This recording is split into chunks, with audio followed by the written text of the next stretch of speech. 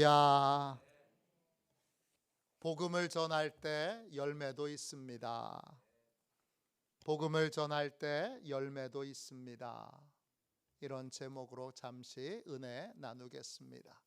하나님의 뜻대로 사는 삶 시리즈로 계속 살펴보고 있는데, 첫 번째 큰 주제로 경건의 시간, 하나님과 만나는 시간, 홀로 하나님과 교제하는 시간, 하나님의 뜻을 듣는 시간, 하나님의 말씀을 듣는 시간, 그런 시간을 가질 때 우리는 하나님의 뜻도 알고 그 뜻을 따를 수 있습니다. 두 번째, 기도하는 삶입니다. 기도하면 하나님의 뜻을 알게 되고, 또 기도하면 나의 소망도 하나님께 아뢰어 하나님과 연합한 삶을 살 수 있습니다. 세 번째, 하나님의 뜻대로 사는 삶, 성경 공부입니다. 점점 이 시대는 성경을 읽지 않는 시대가 됐습니다. 하루 종일 극동방송을 틀어놓은 분도 그렇게 틀어놓기는 해도 성경을 직접 읽지 않는 그런 시대를 우리가 살아가고 있습니다. 성경을 왜 읽어야 되는지, 성경을 연구한다는 건 뭔지 우리가 함께 나눴습니다. 그래서 정기적으로 성경을 읽어야 됩니다. 읽으면 궁금한 게 생깁니다. 저도 설교를 어떻게 하느냐, 성경 읽다가 성령님이 궁금한 걸 주십니다. 궁금한 걸 주시는 건 하실 말씀이 있다는 뜻이고, 그리고 궁금한 걸 주시는 건 답이 있다는 말씀입니다. 그래서 어떤 말씀은 한 주간에도 답을 얻기도 하지만, 어떤 설교는 한 달, 두 달 동안 묵혀놨다가 하나님이 대답을 주실 때 비로소 하나님의 말씀을 전하는 경우도 있습니다. 그거예요. 그 시간을 갖는 거예요. 그 성경 말씀을 통하여 나에게 없는 새로운 답을 얻는 거예요. 이제 오늘부터 네 번째, 하나님의 뜻대로 사는 삶, 전도에 대해서 같이 말씀을 나누도록 하겠습니다. 전도는 어려운 겁니다. 어려운 이유가 여러 가지가 있습니다. 바울도, 그렇게 담대했던 바울도 전도에 있어서는 이런 고백을 합니다. 고린도전서 2장 3절입니다. 내가 너희 가운데 거할 때에 약하고 두려워하여 심히 떨었노라. 바울도 전도에 있어서는 자신을 갖고, 난 전도에 자신 있어, 그렇게 교회를 많이 세우고 그렇게 전도를 많이 했던 바울도 나는 전도에 있어서는 자신이 없어, 이렇게 고백했습니다. 왜냐? 전도는 우리가 도구로 쓰임받긴 하지만 하나님이 하시는 것이기 때문입니다. 재밌는 건 그겁니다. 고린도후서 10장 10절에 제가 올 초에 사경회 때 고린도 전후서, 특별히 고린도 후서를 제가 성도들하고 같이 공부하는 시간이 있었는데, 그때 참 재밌는 것을 깨달은 게 있어요. 고린도후서 10장 10절에 보면 그의 편지들은 중하고 힘이 있으나 그의 그 몸으로 대할 때에는 약하고 말이 시원치 않다, 그렇게 나옵니다. 무슨 말이냐, 이런 거예요. 바울의 편지를 읽을 때는 성도들이 큰 감동을 받았는데, 막상 직접 실물을 만나서 그의 설교를 들어보니까 말의 힘도 약하고 내용도 시원치 않다, 그런 뜻이에요. 우리가 생각하기에는 이 바울이, 여러분, 가말리엘의 학파, 성경을 다 외우는 사람이에요. 구약 성경을 창세기부터 말라기까지 다 외우는 사람인데 얼마나 또 해석이 기가 막히겠어요. 그런데도 바울 설교가 시원찮아, 그렇게 평가를 받았던 그런 사람이었다는 거예요. 편지는 힘이 있는데 설교는 힘이 없어. 이런 평가를 받았다는 거예요. 제가 이걸 성경 본문에서 읽고 저도 처음 읽었던 거예요. 제가 고린도 후서를 공부를 안 한 건 아닐 텐데, 야, 이런 말씀이 있구나. 바울이 이런 평가를 받았구나. 그가 말로 복음을 전하는 때 얼마나 기도를 많이 하며 두렵고 떨리는 마음으로 복음을 전했겠습니까? 그러나 그는 자기가 약하다 그래서, 자기가 힘이 없다 그래서, 자기가 말을 못한다 그래서 복음 전하는 이 사명을 그는 포기하지 않았습니다. 오늘 말씀 1절 보세요. 그가 이제 데살로니가에 가게 됩니다. 데살로니가에 가서 그에게는 복음 전파하는 패턴이 있는데, 그는 항상 안식일이 되면 유대인의 회당을 갑니다. 그 유대인의 회당에 가는 이유는, 회당에 가면 모여있는 사람들 중에, 그날 참여한 사람 중에 자원하여 말씀을 전할 자가 나오게 됩니다. 성경을 펼칠 수 있고, 성경을 읽을 수 있고, 성경을 해석하면서 복음을 전할 수 있는 기회가 있기에 항상 회당을 이용합니다. 그곳에서 안식일 3번에 걸쳐서 2절 보세요. 성경을 가지고 그 성경을 풀어서 3절 예수 그리스도의 십자가의 고난과 부활을 전하고, 그리고 명백하게 이렇게 말합니다. 예수가 곧 그리스도다. 예수가 곧 메시아, 구원자다. 핵심적인 복음은 그거예요. 예수님이 구원자다. 예수님이 십자가에 죽으시고 3일 만에 부활하신 것은 구원의 행위다. 예수님이 십자가에서 우리가 받아야 될 모든 저주를, 모든 하나님의 진노를 대신 받으심으로 우리가 죄사함을 받았고, 예수님이 부활하심으로 우리가 영광의 부활에 참여할 수 있는 길을 얻게 되었다. 이게 복음의 핵심이에요. 전도의 핵심은 뭐예요? 예수님이 구원자이시라는 거예요. 저희가 화요일, 목요일 전도하는데, 목요일 전도할 때 우리 권사님하고 아주 가까운 분이 전도하기 전에 잠깐 그 전도하는 곳을 오셨어요. 그리고는 저희가 차를 주고 막 그 물티슈도 주고, 이렇게 복음, 아직 그 전도가 시작되기 전이었기 때문에 그렇게 주려고 그러니까 그분이 딱 거절하면서 그러더라고요. 나는 신앙이 달라요. 나는 신앙이 달라요. 그러더라고요. 또 나는 불교 믿어요. 딱 그러더라고요. 근데 그때 성령님이 강력하게 말씀하시더라고요. 저 여자가 고통을 받고 인생이 불행한 이유는 그 입에서 고백한 대로 신앙이 다르기 때문이다. 복음의 핵심은 뭐예요? 예수님이 구원자이시라는 거예요.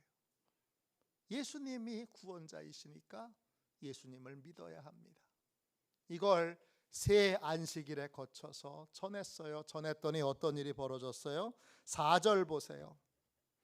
막 사방에 혼란스러운 일이 일어나긴 했지만 4절에 보면 경건한 헬라인의 큰 무리가, 굉장히 많은 사람들이 예수님을 믿게 됩니다.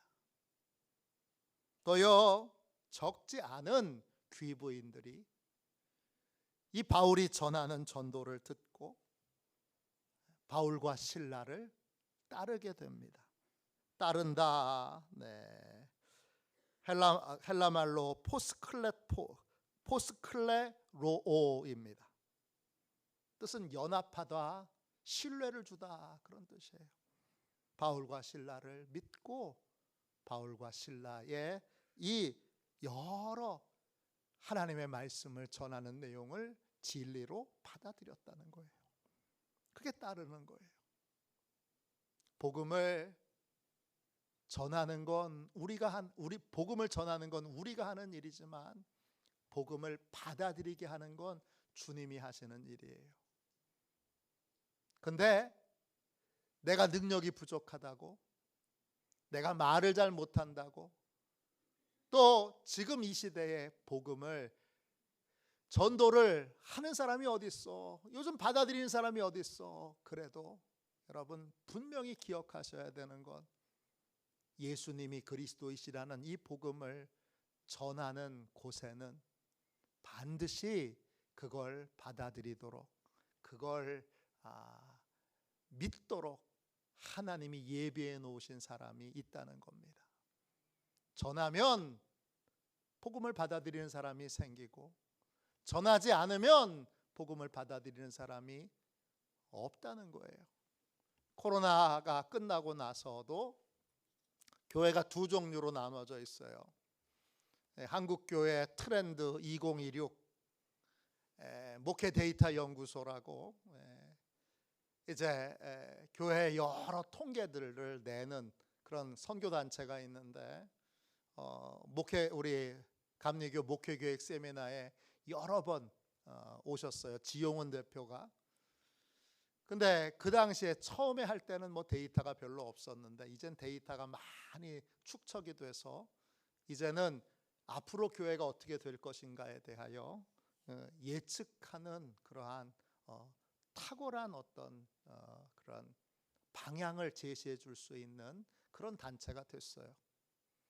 올해 2016 목회 한국교회 트렌드 이 책에 제가 아주 많은 인사이트를 받고, 이거 우리 교회에서 한번 챕터별로 앞으로 교회가 이렇게 될 거다라고 하는 거, 또 앞으로 세상이 이렇게 되고 교회가 이걸 준비해야 된다라는 거 같이 한번 좀 나눠보면 좋겠다, 이런 마음을 갖고 기도하고 있어요.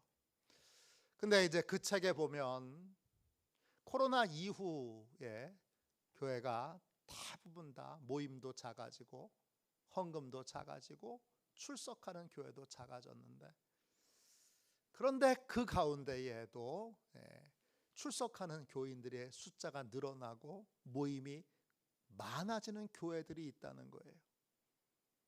그 교회에 여러 특징들이 있는데 그 중에 하나는 코로나 이후에도 전도를 포기하지 않고 전도를 하고 있다는 거예요. 전도하면 전하는 건 우리지만 받아들이는 건 하나님이 하시는 일이에요.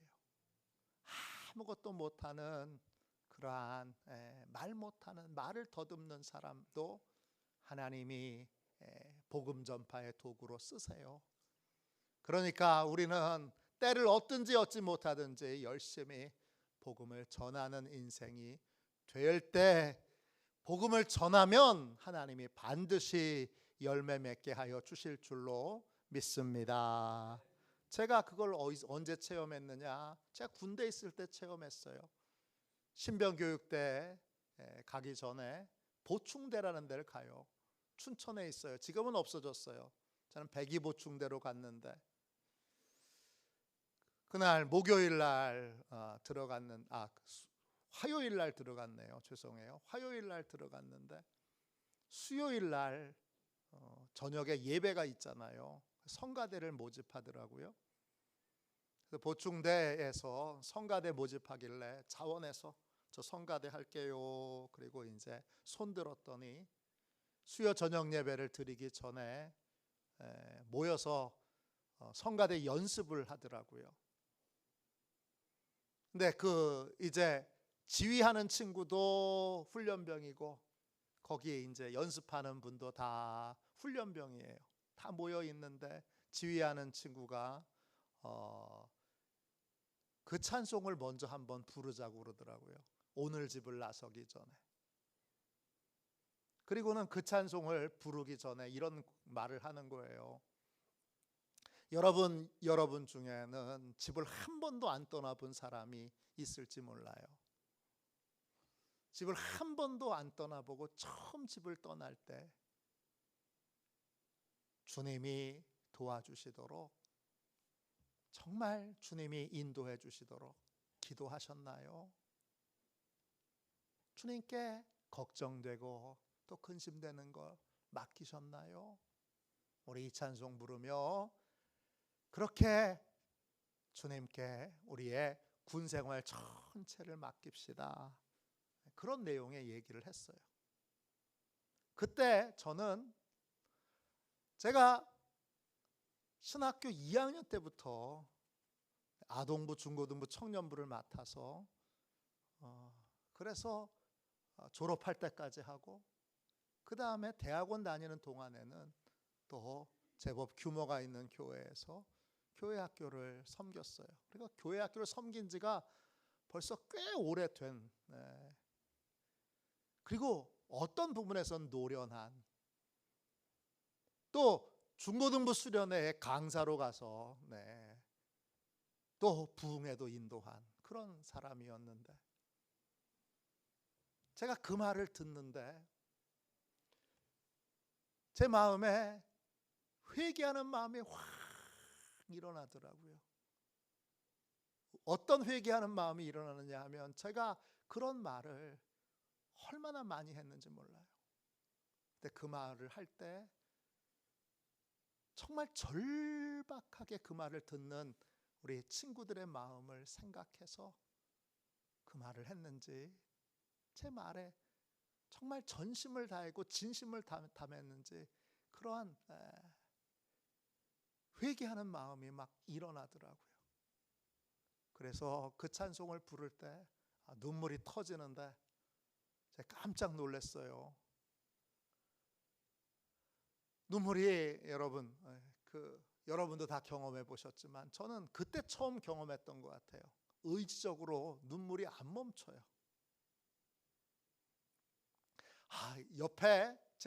바로 옆에 제 신학교 후배가 같이 입대해서 바로 어떻게 옆 번호에 또 있어서 같이 성가대 연습을 하게 됐는데, 얘가 보기에 내가 얼마나 창피해요. 내가 한참 선배인데. 그리고 이 친구는 날 또 존경한다고도 말하는 그런 친구인데, 어떻게 같이 입대했어요. 같이 입대해서 그 찬송을 부르는데 막 눈물이 멈추질 않는 거예요. 마음이 활짝 열려서 울면서 제가 이런 고백을 했어요. 하나님, 제가 교회에서 일하고 또 주님을 위해서 일하는 게 얼마나 복된 일인지, 그 한마디 한마디에 생명을 살리는 은혜가 있는지 이번에 깨달았습니다. 그리고 뭐라고 고백했냐면, 평생 예배당 의자만 닦으라고 그러셔도 제가 감사한 마음으로 의자를 닦겠습니다. 평생 넌 청소만 해. 그래도 청소만 기쁨으로 하겠습니다. 그런 고백이 막 터져 나오더라고요. 예상치 못했던 저의 반응이에요. 그날 그걸 경험하고 나서 내가 복음을 전하는 자리에는 항상 하나님이 준비해 놓으신 영혼이 있다는 걸 깨달았어요. 그날 그 앞에서 성가대 지휘를 하면서 고백한 친구의 그 고백이 뭐 특별한 고백도 아니고 제가 일상적으로 늘 했던 말인데, 그 일상적으로 했던 그분의 말이 그날은 폐부에 찌르도록 저를 회개하게 하고, 저를 하나님 앞에 서게 하고, 저를 하나님 앞에서 다시 한번 정결케 하는 그런 귀한 강력한 복음의 능력으로 그렇게 쓰임받을 줄 어떻게 알았어요. 그래서 전하는 자가 부족해도 얼마든지 하나님이 그 심령과 마음에 준비된 영혼들을 그날 복음을 받아들이도록 변화시키도록 역사하실 수 있구나, 그걸 깨달았어요. 그러니까 여러분, 우리는 자신 없어도 예수님이 구원자이신 걸 전해야 합니다. 그러면 반드시 복음을 전할 때에, 예수님이 그리스도이십니다 복음을 전할 때 거기에 여러분 반드시 하나님이 예비해 놓으신, 하나님이 준비하신 영혼들이 듣고 열매 맺는 역사가 있게 될 줄로 믿습니다.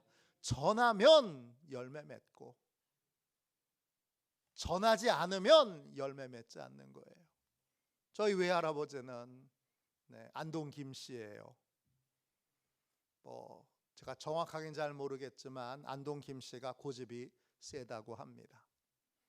저희 할아버지는 춘천시 명동에 5평짜리 작은 곳에서 평생 도장을 파던 분이에요.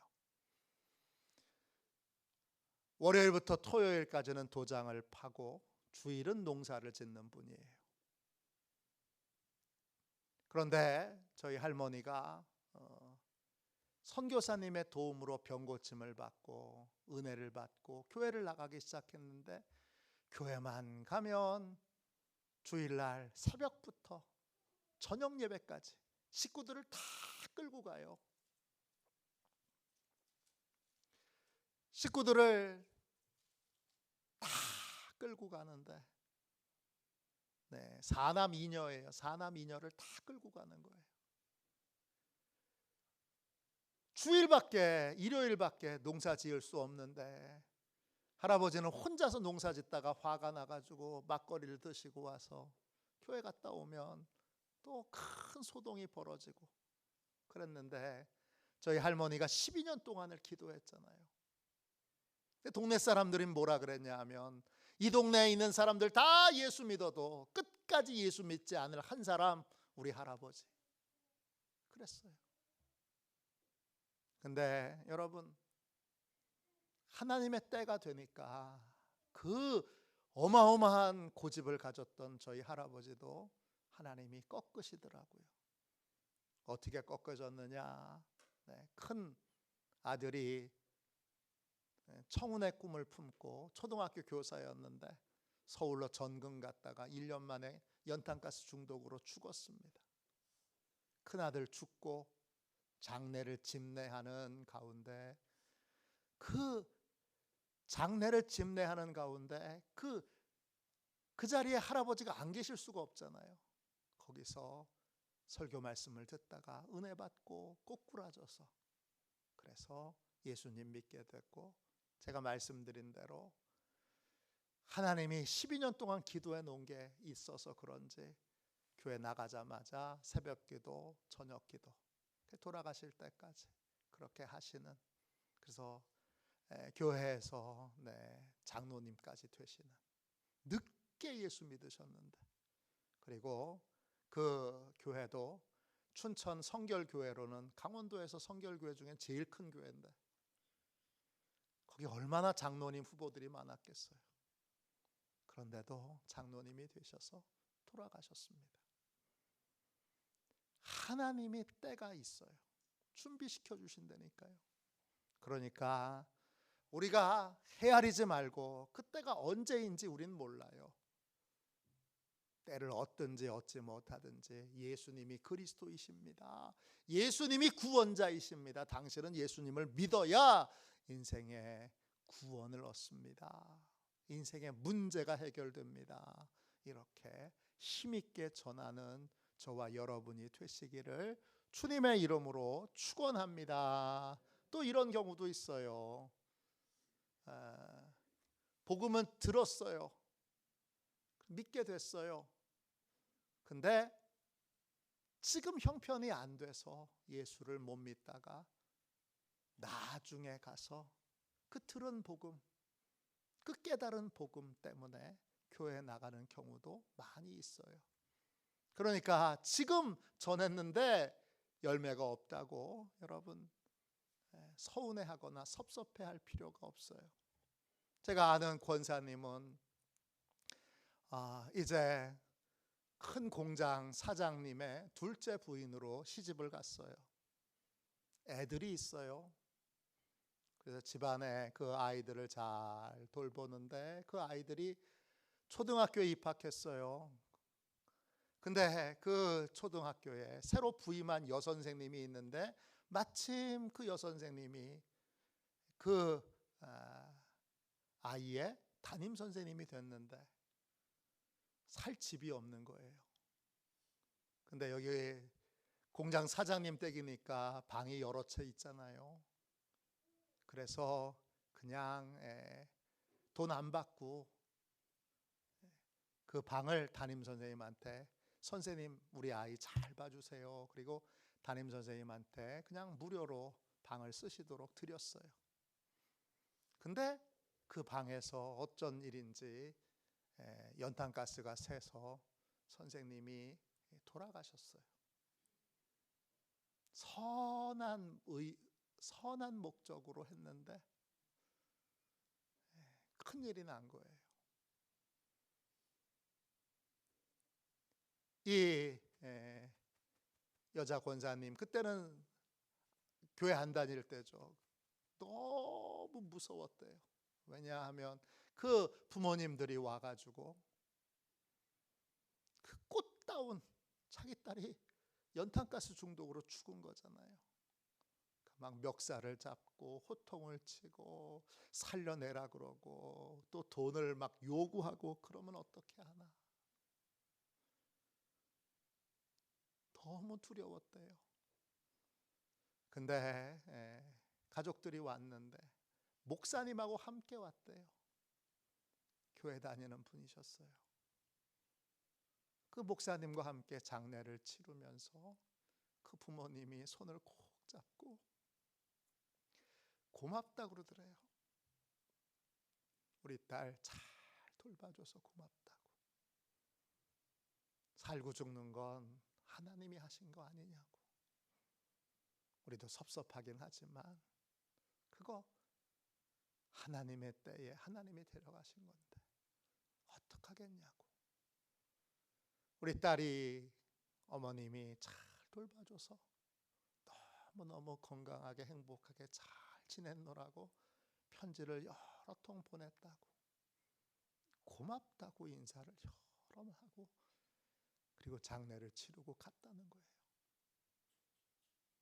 그때 그 목사님의 인상, 그 부모님의 인상이 깊게 남아서 이분이 이제 남편이, 공장하시는 남편이 돌아가시고 나서 일가 친척들이 이제 재산을 다 이분이 다 받게 될까봐 걱정되고 염려돼서 모함해서 집에서 쫓겨나게 됐어요. 그리고 나서 그 집에서 쫓겨나게 되면서 제일 먼저 찾아간 곳이 예배당입니다.